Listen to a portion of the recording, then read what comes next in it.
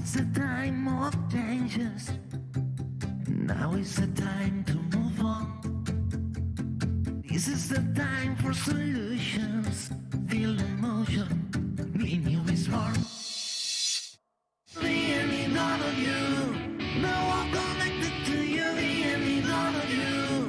Be new will do it for you. This is the time for solutions. Be new is for you. Son las 2 de la tarde y abrimos ya la última de las sesiones del día de hoy dedicadas a hablar del sector health aquí en el D-Factory, en esta Barcelona New Economy Week. Y esta última sesión del día, mañana habrá más dedicadas a este sector, hablaremos del Big Data y su impacto en este sector, el sector de la salud. Y es que el uso del Big Data combinado con la inteligencia artificial abre un amplio abanico de soluciones dentro de la medicina.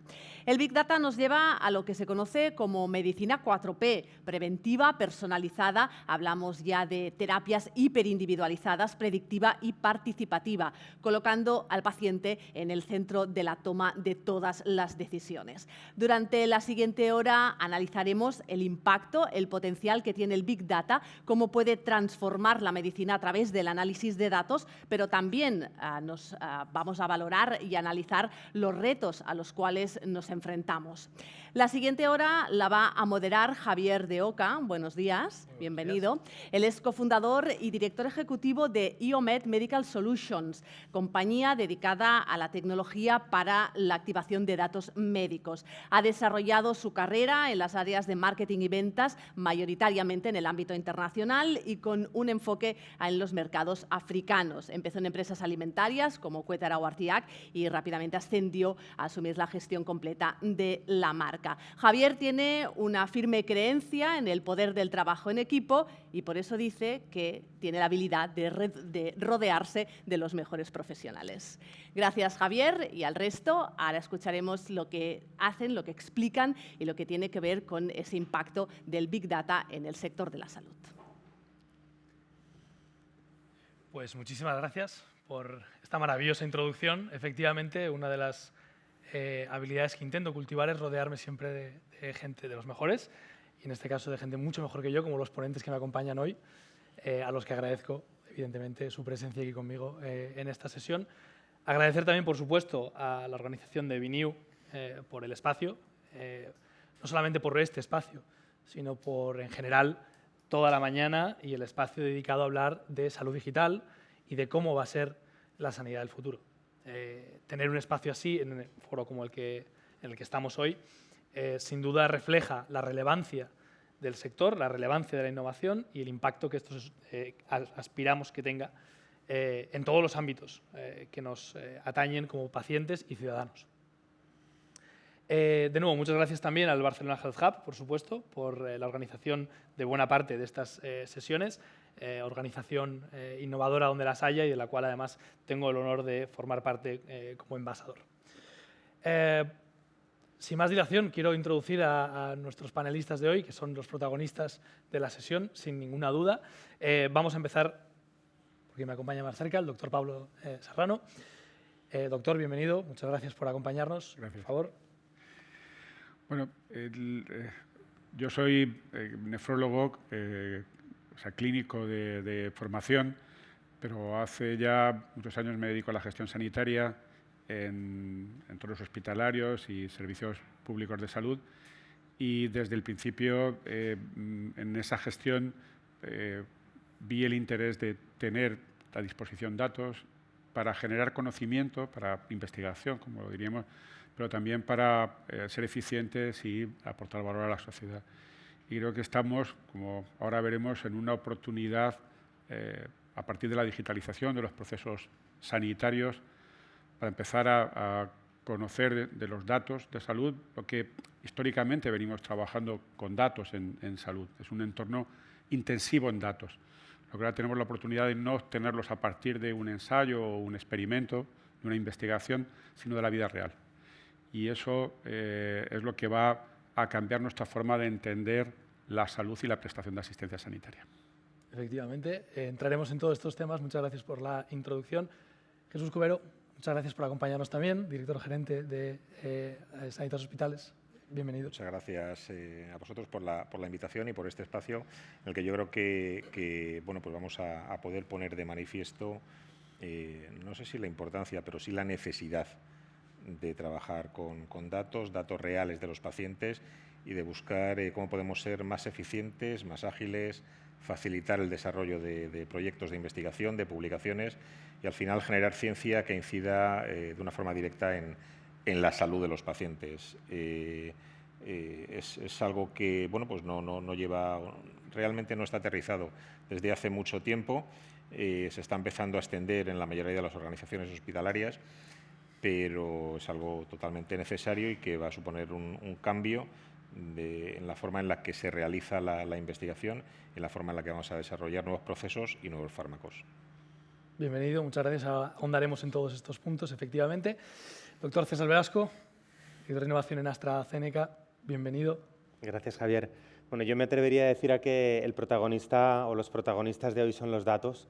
Nosotros vamos a intentar hablar de cómo hemos vivido este cambio y esta transformación. Creo que hay grandes referentes en la sala, pero una de las cosas que a mí sí me gustaría comenzar comentando es que en las experiencias o las trayectorias que hemos tenido todos los ponentes y los asistentes desde nuestra visión del ecosistema sanitario, bien sea desde la startup, desde una aceleradora, desde una empresa biomédica o desde el sistema sanitario, y sabes que es mi caso, he trabajado en el sistema sanitario público, en la OMS y ahora tengo la suerte de poder trabajar en AstraZeneca, creo que los datos son un pilar vertebral ya no solo de la transformación del sistema sanitario que está ocurriendo y que tiene que venir, sino también son un pilar vertebral de la colaboración entre diferentes entidades para poder mejorar la vida de las personas, que al final es de lo que estamos hablando.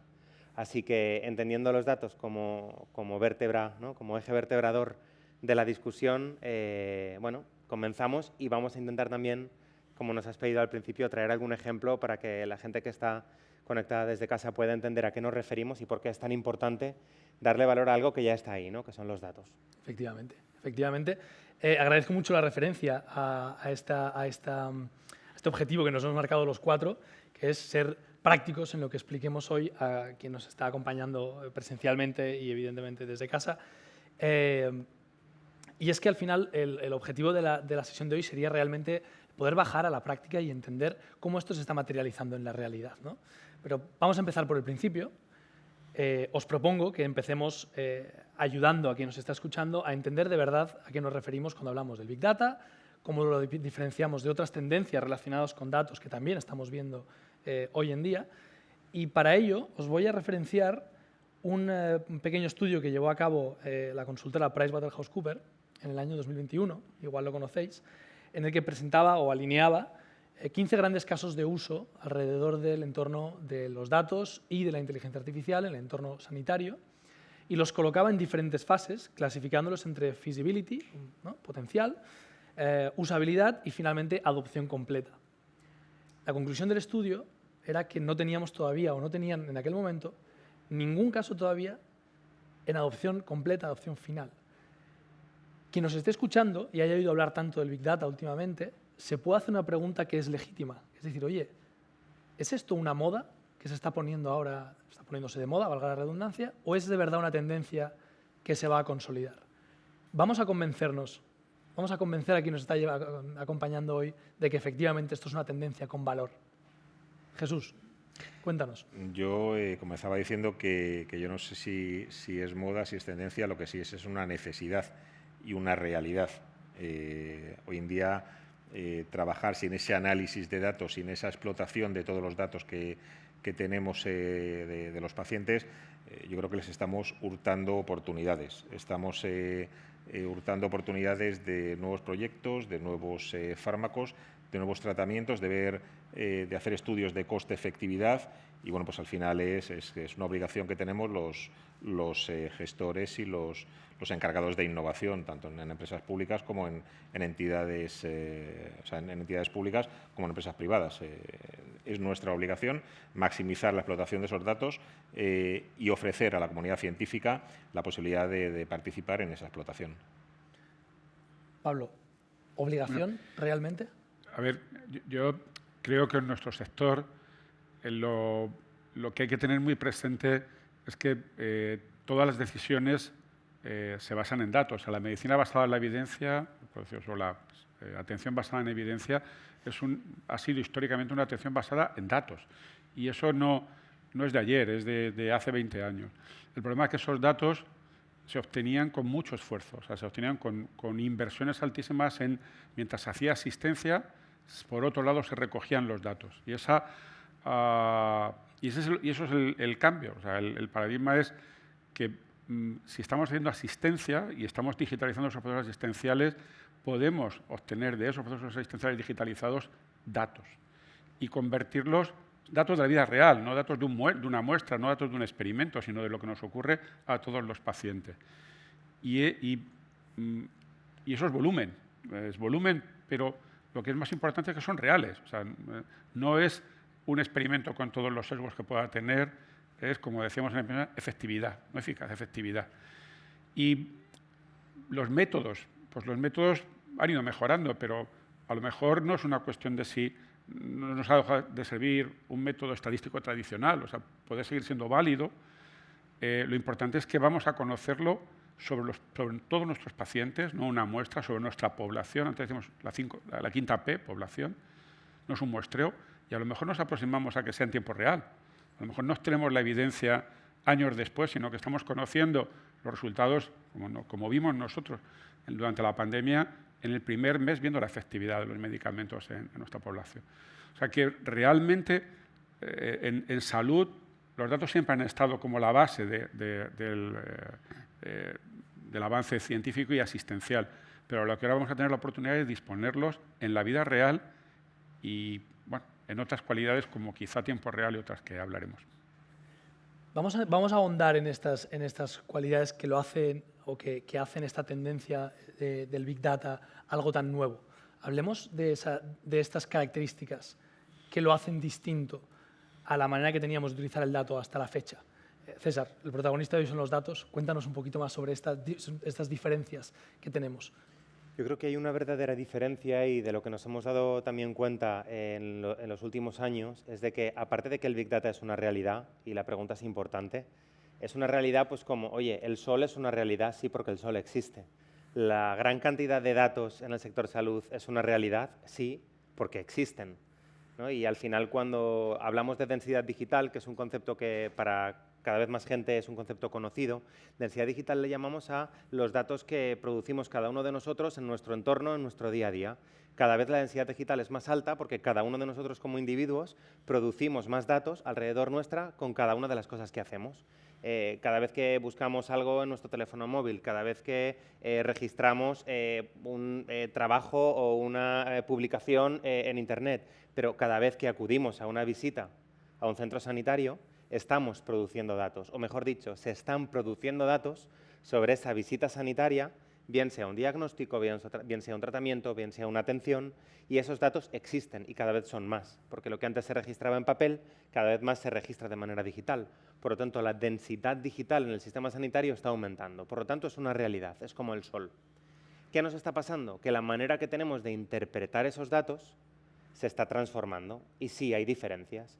Cómo analizábamos los datos, como estaba explicando Pablo, en el pasado, a cómo los seguimos interpretando hoy en día con metodologías estadísticas, epidemiológicas tradicionales, y al mismo tiempo cómo están surgiendo nuevas metodologías que se están contraponiendo y que lo que nos están diciendo es, oye, el sol está ahí, hasta ahora llegaba a ciertos campos que estaban, ¿no? que se regaban y que florecían, pero este sol cada vez está llegando a más partes, ¿no? Está llegando a zonas donde antes había sombra.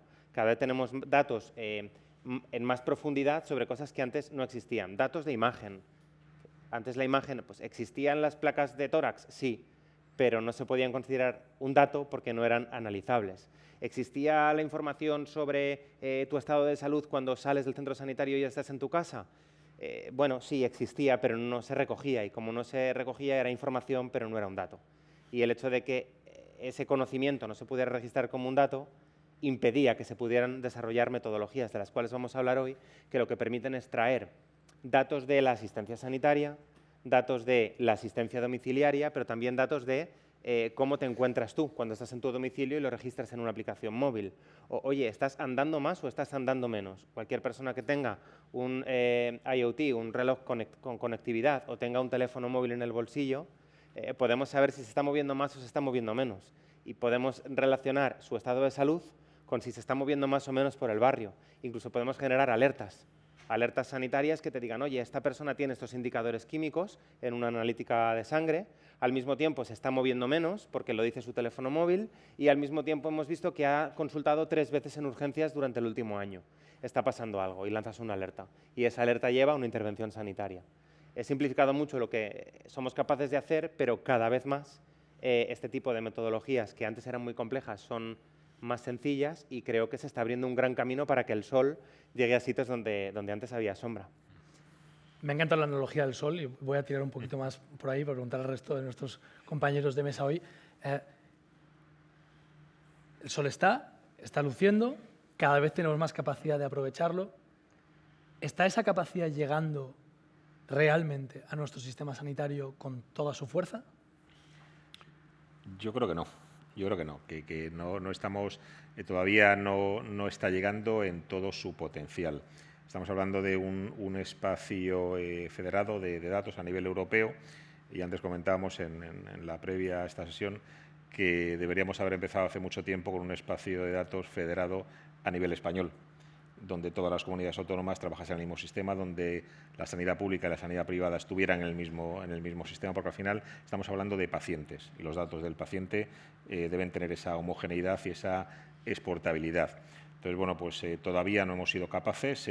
Afortunadamente, desde Europa nos van a ir llevando a ese espacio, a esa homogeneización del tratamiento de los datos y, por supuesto, manteniendo toda la privacidad y toda la confidencialidad y anonimización de esos datos. Lo que tenemos que hacer es, bueno, pues trabajarlos, explotarlos al máximo y, sobre todo, yo insisto, ponerlos a disposición de la comunidad científica para poder seguir avanzando.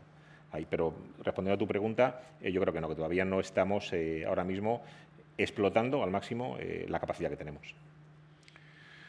Bueno, yo creo que en nuestro país tenemos una situación en digitalización de la asistencia sanitaria privilegiada. Es primero un mensaje que a lo mejor no toda la audiencia lo conoce, pero en todos los índices que miden como sociedad, tanto en el sector público como en el privado, cuál es el grado de implantación de esa generación de datos a partir de la atención sanitaria, estamos en una situación muy avanzada. Y además tenemos ventajas por el modelo, por la cultura de país, por ejemplo, por el modelo porque tenemos muy bien identificado quién es la persona y a lo mejor en Estados Unidos tienen, para empezar, un enorme problema de casi una barrera para ligar los datos a la misma persona y nosotros lo podemos hacer en la base y luego ya poner todas las medidas de confidencialidad para protegerlo. Pero también porque como sociedad somos generosos en esa visión de que es un activo que puede servir para la generación de conocimiento. También nos puede ayudar a hacer socialmente entendible ese uso de los datos para el bien común, ¿no? Sin embargo, o sea, con esas premisas tenemos un problema y este es global. Cada país lo ha abordado de una manera diferente, pero es que el grueso de la información de salud tiene dificultades para ser procesada. Es decir, hablábamos de la imagen se ha digitalizado y es muy fácil procesar, son píxeles, así que se procesa. El genoma también es fácil, porque es una secuencia de letras que se lee y son bytes y se procesa. Pero lo que los médicos y las enfermeras registran, que es como nos gusta llamarlo, es difícilmente procesable. Así que la gran barrera que nos ha dificultado obtener el valor de los datos era, bueno, le pueden llamar el significado de los datos, me gusta llamarlo, como el significado de los registros de salud, los que lleva el profesional o el paciente, y bueno, técnicamente pues en esto la interoperabilidad, en este caso del significado de esa semántica. O sea, la gran barrera está en saber qué escriben, o sea, qué escriben los médicos, qué registran las enfermeras. Y conforme hemos visto avances en 20 años en ese punto, o sea, que hay una razón técnica, científico-técnica, para decir que estamos en un momento de madurez de esa interoperabilidad semántica como para que empecemos a sacarle al menos una parte inicial del valor.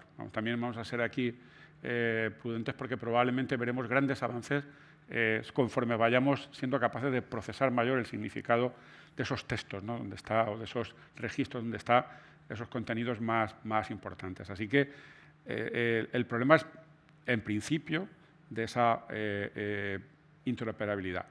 Pero me gustaría dejarlo para la siguiente generación. No es solo una cuestión técnica. Luego, a lo mejor tenemos bastante resuelto lo técnico y tenemos un grave problema, un enorme desafío de gobernanza.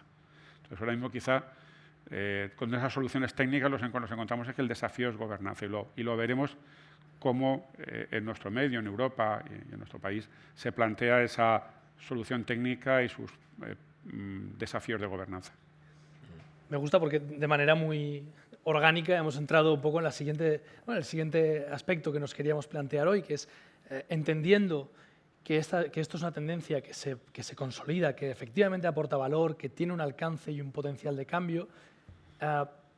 Claramente nos enfrentamos a retos que hacen que este potencial se esté materializando a una velocidad quizá algo más lenta, pausada de lo que nos gustaría, ¿no? Preparando un poco la charla de hoy, iba viendo algunos de los titulares que últimamente hemos estado viendo acerca de el famoso espacio común de datos que estamos arrancando a nivel europeo. Jesús, nos estabas teniendo una pequeña introducción al respecto. Y por poneros dos ejemplos rápidos, fijaros, estos titulares para arrancar la conversación. A principios de septiembre, el diario El Economista publicaba que España ofrece 45 millones para arrancar el espacio común de datos en nuestro país. Una iniciativa con ambición, con ganas, podemos hablar sin suficientes recursos o no. Pero fijaros que apenas 2 semanas después, el diario Redacción Médica nos ofrecía el titular diciendo: Espacio español de datos sanitarios. El Ministerio de Sanidad va solo, tarde y mal. Vamos a hablar un poquito de esta dicotomía claramente entre la oportunidad que tenemos delante y los retos a los que nos estamos enfrentando. Hemos abordado inicialmente retos técnicos. Claramente estamos viendo retos de gobernanza. Estos titulares nos apuntan en esa dirección. Pablo, nos hablabas de este aspecto también. ¿Qué tenemos? ¿Qué más retos tenemos encima de la mesa que nos estén dificultando esta llegada, esta adopción de esta nueva tecnología? Bueno, yo creo que tenemos un reto importante y que se lleva trabajando ya unos años, que es que el usuario final de estos datos entienda cuál es el valor que tienen. De hecho, según la normativa actual, yo creo que por muchos años, y esperemos que siga siendo así, el verdadero propietario de los datos es el ciudadano. Es decir, a todos nos habrá llegado alguna vez, ¿no?, la duda a la cabeza cuando tú sales de un centro sanitario y bueno, pues tienen allí almacenados los datos que te acaban de enseñar de una analítica de sangre o acaban de apuntar tu historia clínica y te han dado pues, tu informe de alta. Oye, ¿quién es el propietario de estos datos? ¿Quién los custodia? Está claro, es el hospital. Cuando sales de allí tú sabes que no los estás custodiando y el sistema sanitario, pero tú eres el propietario de estos datos. Y es una cosa que es un concepto que es un reto en sí mismo, porque creo que vivimos en una sociedad que no es consciente de que es la propietaria de esos datos y de que tiene más responsabilidad de la que piensa en que esos datos tengan una función.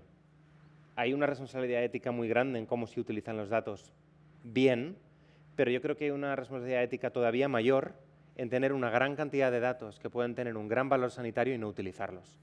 Y es un debate social, es un debate de innovación, es un debate de ecosistema que probablemente hemos tenido y tengamos que seguir teniendo y en el cual hay pues, muchas personas, y de las cuales están sentadas aquí, algunas de ellas, que llevan años tirando, ¿no?, del carro, intentando que le dé el mayor sol posible, ¿no?, a ese carro del valor. Oye, alertas para identificación de pacientes, diagnósticos precoces, tratamientos personalizados, descubrir incluso la epidemiología de ciertas enfermedades, cómo podemos acelerar y hacer más sostenible el sistema a nivel de procesos, atender antes las patologías que se ven más tarde. Intentando tirar de ese carro, nos hemos dado cuenta de que falta gente que lo empuje. Es decir, tú puedes estar solo como individuo, como director de sistemas de información de un centro sanitario, como director de innovación de un centro de investigación, intentando que se le dé valor a esos datos, pero hace falta gente que empuje. Y para mí la gente que empuje es este reto que tenemos social de que le pidamos al sistema sanitario que todo el valor que nos puedan dar los datos se utilice. Es decir, y eso es un reto, y os voy a poner un caso muy concreto.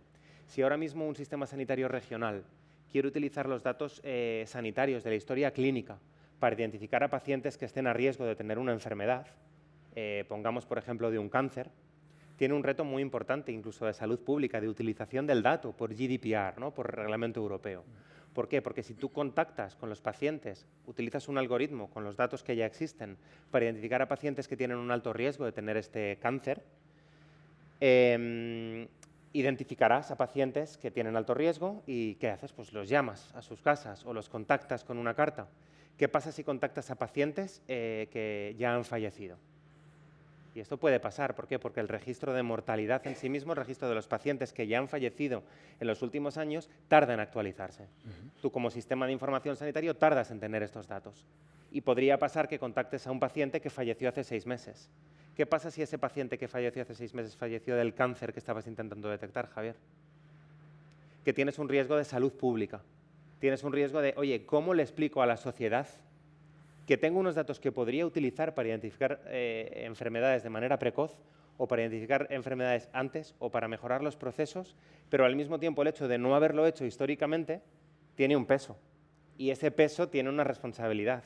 Y además de que tiene una complejidad técnica que nos estaba explicando Pablo antes, también hay una responsabilidad social de acostumbrarnos a que utilizar los datos tiene valor y que nos vamos a encontrar con limitaciones o con retos como este que te acabo de explicar. Por salud pública se puede hacer, hay un uso del GDPR, ¿no? De los datos que se contempla como la utilización en casos de importancia para la salud pública, pero no hay muchas regiones a nivel mundial que se hayan atrevido a hacer este tipo, por ejemplo, de proyectos con Big Data para detectar este tipo de casos. Importantísimo el inciso en el riesgo, importantísimo el inciso en qué pasaría en esa situación, pero te quiero hacer una pregunta, con permiso, ¿no? de follow-up en esto que estabas diciendo, porque hoy nos escuchan muchas personas que no necesariamente tienen el expertise de los que nos acompañáis hoy aquí, y nos trasladabas esa responsabilidad social común, como grupo, de entender esta necesidad y entender el valor que puede existir aquí. ¿Cómo? César, ¿cómo podemos empujar ese carro?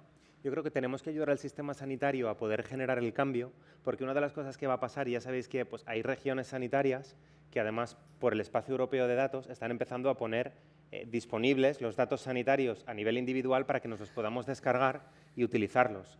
Si tú tienes la suerte de vivir en una región sanitaria que te deja descargar tus datos sanitarios en tu móvil, el tiempo que queda para que haya una plataforma de alguna gran corporación digital como las que utilizamos para buscar información por Internet, para dejarnos que esa información que nos hemos descargado en nuestro dispositivo la subamos a estas plataformas y que nos den este tipo de información a nivel individual, pues a mí se me estima un tiempo bastante corto.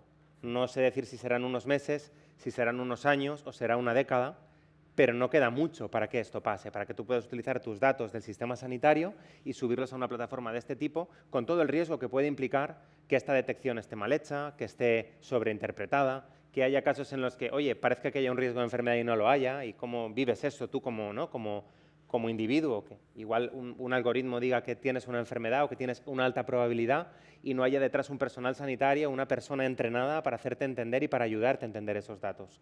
Yo creo que tenemos que ayudar a nuestro sistema sanitario, que es uno de los punteros a nivel mundial, a que sea capaz de desarrollar este tipo de iniciativas internamente, asumiendo los riesgos que tiene innovar y acompañado por la población, o sea, con la población como el usuario y la población como ese validador de los proyectos, de los experimentos que tenemos que hacer con los datos para ser capaces de hacer el sistema más sostenible y mejorar la salud de las personas, asumiendo riesgos, pero también aportando valor. Yo creo que lo acaba de apuntar César. La realidad de la importancia del dato para la salud y la mejora en la salud del paciente está ahí, es evidente, o sea, no hace falta demostrarla. O el sistema sanitario empuja y acelera este proceso de explotación de datos o se nos va a llevar por delante, o alguien lo hará. Es así, o sea, al final surgirán iniciativas y yo creo, por gobernanza, y también lo apuntaba Pablo, por gobernanza, yo creo que debería estar coordinado, dirigido y tutelado desde las instituciones públicas.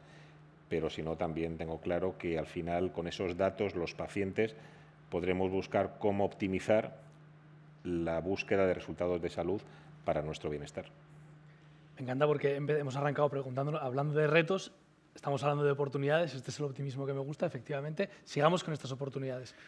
A ver, una de las cuestiones que pueden ser claves para el avance, y el espacio europeo lo plantea ya, lo declara así, es en la misma filosofía, en el mismo desarrollo tanto de la tecnología como de los casos de uso, tener presente lo que técnicamente llamamos uso primario y uso secundario. Es decir, tendremos buenos datos si nuestros profesionales y los pacientes cada vez más implicados obtienen un beneficio individual de ese registro, o sea, no para la población, no para un paciente futuro, sino como el médico, la enfermera o el paciente, si digitalizamos más procesos y obtenemos información, van a mejorar en su atención.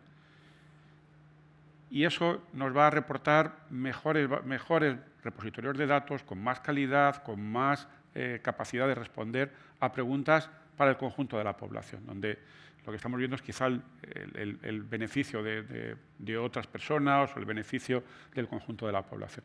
Eso se entiende desde un punto de vista, me estoy explicando, de social y político, pero también se entiende desde un punto de vista técnico. O sea, el problema de la calidad de los datos que está ahí como una enorme barrera solo se resuelve, o de la gobernanza, de la semántica, solo resuelve si hacemos partícipes a los que están en el registro primario de ese uso de esas normas o de esa responsabilidad en el registro. Entonces, y eso aplica también a la utilidad. O sea, muchos de los proyectos, y esto aplica a cualquier iniciativa, incluso de un innovador, de un spin-off, o sea, se plantean, ¿esto para qué sirve? O sea, ¿esto qué utilidad va a tener? Es muy interesante ese modelo predictivo, pero ¿vamos a hacer algo con él? O sea, ¿en qué se va a aplicar? ¿No?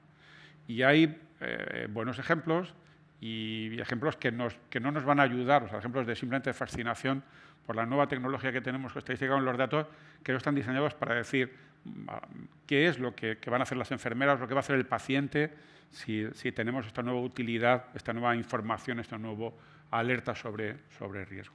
Entonces, pensar en esa utilidad primaria y utilidad secundaria juntas y gobernarlas juntas va a ser clave. Y de nuevo, de manera muy natural, hemos saltado a lo último que os quería preguntar hoy, que era, vamos a bajar todo esto a la realidad, para los que nos están escuchando. Acordémonos de que hoy nos escucha una audiencia que no necesariamente, ¿no?, es experta en el ámbito. Vamos a ejemplificar cómo esto se está materializando de verdad y para ello, si me permitís, saco otro titular que ha salido también muy recientemente, en el cual el Sergas, vía el consejero Comesaña, anunciaba recientemente que aplicará la inteligencia artificial y el Big Data vía la historia clínica para mejorar la detección precoz de enfermedades. Un caso de uso muy concreto, muy aterrizado. César, hace un ratito nos lo orientabas ya en esta dirección. ¿Qué otros casos estamos viendo en la realidad? ¿Qué otros ejemplos nos podéis dar hoy a la audiencia para saber que esto realmente se está materializando en algo práctico? Pues yo, dos casos que conozco de primera mano. Uno de ellos, y los dos centrados en el ámbito de las personas mayores, una población creciente donde, bueno, pues es una población en una mayor situación de vulnerabilidad y a la cual quizás afecta de una forma muy directa una correcta explotación que hagamos de estos datos. Una de ellas es lo que se está aplicando en determinados hogares inteligentes con inteligencia artificial, donde mediante una serie de sensores tienes una permanente monitorización de esa persona mayor que sigue viviendo en su domicilio.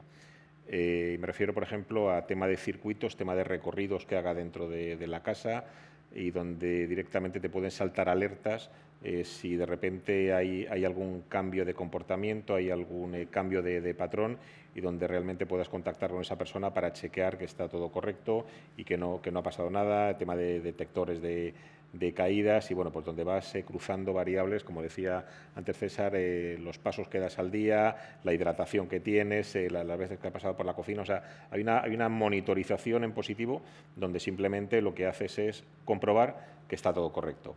Ese sería un caso muy directo, muy aterrizado. Y otro, a raíz de la pandemia, en la Fundación Sanitas, se empezó a trabajar también en cómo podías generar o facilitar a los equipos investigadores el acceso a datos. Y se cogió toda la base de datos de personas mayores, de residencias de Sanitas, se anonimizó por completo, y lo que se hizo es poner a disposición todos esos datos de salud de las personas mayores. Se creó una gran base de datos, se puso a disposición de la comunidad científica para generar cualquier tipo de proyecto de investigación, siempre y cuando no tenga ningún fin lucrativo detrás. Entonces, bueno, pues es un camino hacia el Open Data y hacia empezar a compartir con la comunidad científica todos estos proyectos y facilitar publicaciones, estudios, investigaciones que al final acabarán redundando en la mejora de la salud, en este caso de personas mayores. Continuemos con aplicaciones prácticas. También desde la experiencia nuestra, habíamos tenido una larga línea de trayectoria de proyectos europeos que nos permitió aprender sobre la parte tecnológica y la utilidad, y lanzamos en la Comunidad de Madrid un proyecto de compra pública innovadora que llamamos Infobanco. Tenía precisamente ese nombre porque a los profesionales les resultaba pedagógico la analogía con el biobanco, entendiendo que era una forma de tener los datos para un uso que luego pueden hacer otros investigadores y para otros pacientes. Y desde un punto de vista tecnológico, y es el mismo marco que está en otros países europeos y el que está también detrás del Espacio Europeo de Datos de Salud, y es tener los diferentes registros de salud, la historia clínica fundamental, pero también la historia clínica personal, la que el paciente registra, o datos de costes, por ejemplo, que son fundamentales para estudios de salud, y combinarlos en un repositorio que sea procesable. Esto es clave porque si no, no vamos a poder hacer esos análisis, y explicarle a los profesionales que con un único registro, sin un esfuerzo adicional de registro, somos capaces de responder a un conjunto de casos de uso, vamos a llamar estratégicos. Es decir, podemos hacer, y los clasificamos según las estrategias o las grandes líneas que a nivel europeo o a nivel mundial se discuten. Por ejemplo, atención basada en valor, que es una relación en la que tengo que tener resultados de salud y costes.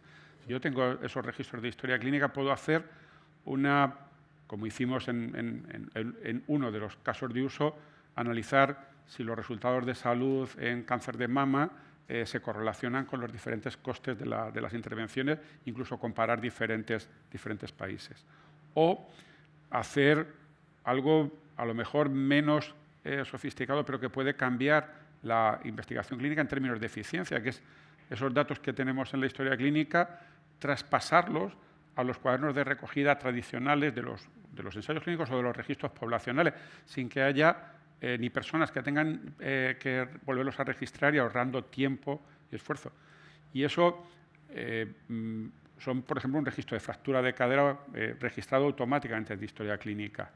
O poder generar información estructurada y normalizada de la información del fenotipo con la información genotípica. No la de la secuenciación, sino la de que ya ha puesto etiquetado un genetista en un informe, que es hasta ahora un informe de texto, y ya podemos dar estructurado, procesarlo y correlacionar fenotipo y genotipo. Y por último, si hablamos de Big Data, si hablamos de nuevos modelos, demostrar que con lo que en nuestro país tenemos ya, hablábamos antes de lo ya existente, con lo que en nuestro país tenemos en registros en primaria y en el hospital, o sea, con perspectiva poblacional, podemos hacer como han hecho en otros países donde diseñan a partir de esos datos un modelo predictivo que puede permitir que la enfermera se anticipe llamando a un paciente, porque esos datos le dicen que puede tener riesgo de un deterioro de su salud no específico sobre una patología, sino mucho más genérico y mucho más apropiado para hacer medicina comunitaria y atención precoz. Y esos son modelos predictivos de otros países que hemos visto con esos datos del Infobanco que tienen la misma capacidad predictiva o incluso pueden acortar además los plazos de predicción. Y son ejemplos obtenidos, presentados, ahora estamos en la publicación, pero presentados en los resultados de la compra pública innovadora en julio. Bueno, Javier, a mí me gusta enmarcar el tipo de proyecto que hacemos imaginándome la empresa biomédica como una bicicleta. Creo que esta analogía me la has escuchado alguna vez, pero me gusta imaginarme una bicicleta que tiene una rueda de detrás y una rueda de delante. La rueda de detrás es la rueda de la investigación, la rueda del desarrollo de nuevas moléculas.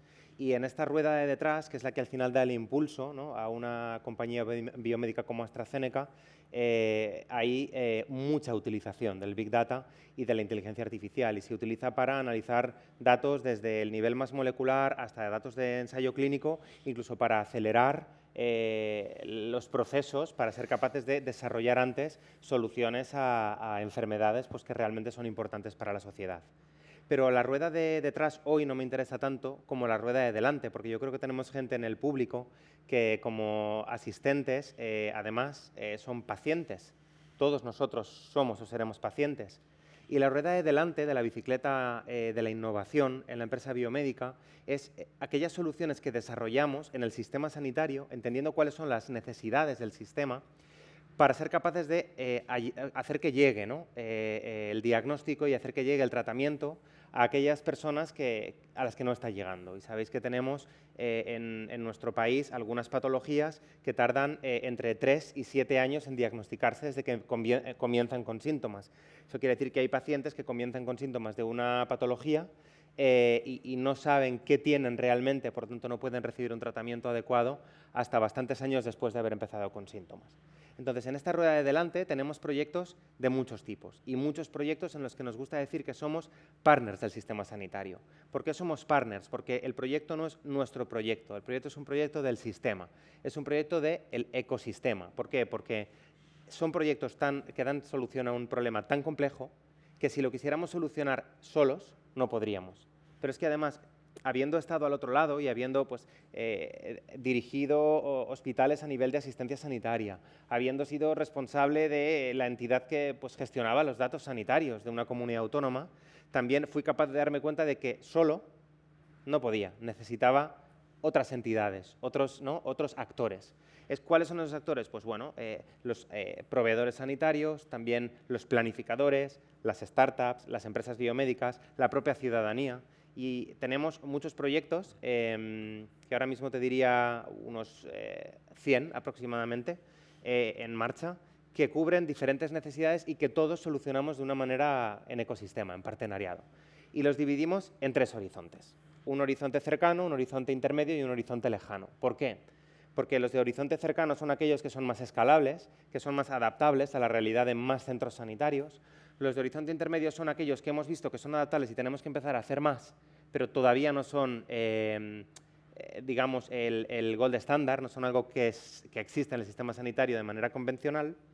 Y los de horizonte 3 son aquellos que son muy transformacionales. Y voy a empezar, os diría, en este orden, desde el horizonte 3 al 1, y os voy a poner 3 ejemplos muy concretos. En horizonte 3 tenemos un programa de inteligencia artificial de reconocimiento de voz que a través de una frase del paciente en una aplicación, 2 veces a la semana, es capaz de predecir la hospitalización de estos pacientes, diciendo, cuidado, este paciente, por su mensaje de voz, por cómo funciona su respiración, va a ingresar en los próximos 30 días por una reagudización de insuficiencia cardíaca. Y ayudamos al hospital a reconocer a estos pacientes antes de que ingresen para que hagan una intervención. Es muy futurista, pero está funcionando muy bien. Tenemos proyectos en el horizonte 2, que son, por ejemplo, proyectos que nos ayudan a través de un chatbot, es decir, oye, una teleoperadora que no es una persona, es un robot, pero que interacciona igual que si fuera una persona y nos ayuda a recoger datos, o a que los hospitales que colaboran con nosotros puedan recoger datos, como explicaba Pablo, de una manera más oportuna o más cercana al paciente, o en el horario al que el paciente le va mejor. Y por último, y para mí más importante, en el horizonte 1, Tenemos proyectos que son muy escalables, que son muy sencillos y te diría que son los más complejos actualmente de realizar, porque ya no son un piloto, ya no son un proyecto para demostrar que algo funciona. Son proyectos que sabemos que funcionan, que queremos que lleguen a la mayor parte de la población, que haya más centros sanitarios que colaboran para hacerlos y que cuestan de implementar. Y aquí te voy a poner un ejemplo que tiene que ver con la insuficiencia renal crónica, que es una patología muy prevalente. Un ejemplo cortito, que Ay, soy sí, aquí perdón. la mala de la Voy película rápido. y tengo que ir diciendo, cortando. Tenemos un proyecto que consiste en identificar la insuficiencia renal crónica en pacientes que no saben que padecen esta enfermedad a través de unos datos de historia clínica que son muy sencillos, unos parámetros bioquímicos de analítica clínica que probablemente a todos nosotros nos hayan hecho alguna vez, y simplemente haciendo un índice con esos parámetros podemos saber que los pacientes tienen esta patología y contactarles para que puedan ser diagnosticados por un médico de atención primaria. Con más concreción no podíamos cerrar la charla de hoy, con más realidad no podíamos cerrar la charla de hoy, así que os agradezco, César, Jesús y Pablo, infinitamente que lo hayamos hecho tan accesible, que lo hayamos hecho, espero, tan comprensible. Espero hayamos podido aportar en este sentido nuestro granito de arena. Así terminan las buenas charlas, pasándonos del tiempo. Así que muchas gracias por hacerlo tan interesante. Muchísimas gracias. Se nos ha hecho corto. Nos hemos pasado el tiempo, pero se nos ha hecho corto porque estaríamos escuchando muchos más minutos todo lo que tiene que ver con estas aplicaciones que nos habéis contado y de qué manera nos benefician el Big Data. A modo de resumen, 3 cosas que se han dicho: que hay una responsabilidad ética por parte de quien custodia los datos, pero que también la sociedad es responsable de esos datos porque tienen un gran valor y que no utilizarlos restaría oportunidades. Que el sistema sanitario no está recibiendo ese potencial y que es este sistema sanitario el que debería empujar la explotación de los datos y debería estar coordinado, en principio, por las instituciones públicas. Gracias a todos por asistir, por vuestra presencia aquí en este plató, los que seguís en streaming, y también agradecer a Barcelona Health Hub la realización de este vertical hoy, así como a los patrocinadores, al Ayuntamiento de Barcelona, MB, la Diputación de Barcelona, la Generalitat, el BBVA, Ibercaja, Port de Barcelona, Cimalsa, Incasol, Acció, AENA y Akbar. Gracias y nos vemos mañana. Fabricamos talento, fabricamos innovación y, cómo no, sostenibilidad. Fabricamos una nueva economía y un mundo nuevo, en 3D, por supuesto. Pero sobre todo, fabricamos futuro. Y es que fabricamos empleo para más de 137.000 trabajadores. Fabricamos oportunidades globales de negocio en un espacio de más de 10 millones de metros cuadrados. Y fabricamos servicios de vanguardia y ventajas competitivas para más de 175 empresas. Consorci de la Zona Franca. Fabricamos oportunidades para tu futuro. Barcelona Activa et connecta quan busques feina o formació, quan vols emprendre o impulsar el teu negoci. Connecta amb Barcelona Activa i aconsegueix els teus reptes professionals. Descobreix com a barcelonaactiva.cat.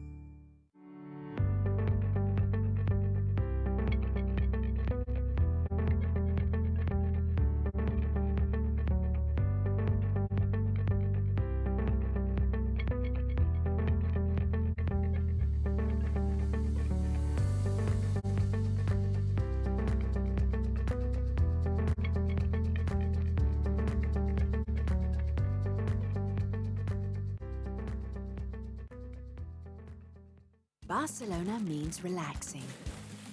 It means flying. Barcelona means discovering. It's sharing. Barcelona means touching the sky. Barcelona means stopping time. Barcelona is life. It's love. Barcelona is unique. It means countless likes. Which Barcelona do you know? Discover them all at barcelonaismuchmore.com. Catalunya és un país que es mou. Milions de persones es desplacen cada dia. I cada cop més ho fan amb transport públic. Catalunya aspira a tenir la gestió integral de la xarxa que connecta tot el país. Una xarxa capil·lar i extensa que permet la mobilitat de proximitat. Una xarxa que connecta territoris, pobles, barris i ciutats. És a dir, que connecta persones. Una xarxa que afavoreix l'equilibri entre territoris i dinamitza l'activitat econòmica i que, alhora, ajuda a la descarbonització i facilita la descongestió de les nostres ciutats. Perquè sabem que una bona xarxa de transport públic és fonamental per a la qualitat de vida de les persones. Volem un transport públic per a tothom i a tot arreu.